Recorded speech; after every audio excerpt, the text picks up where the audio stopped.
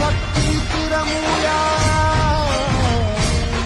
हे कमळासम निस्वार्थ बनूया, बाक्षीचे पार्थ बनूया, पारिजातचा संधी गाते सोन चाफा बोली नाते.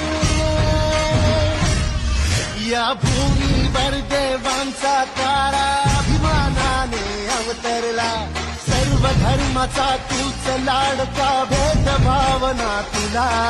हे ऋणी तुझे आम्ही कुलराजा, धन्य धन्य देवा.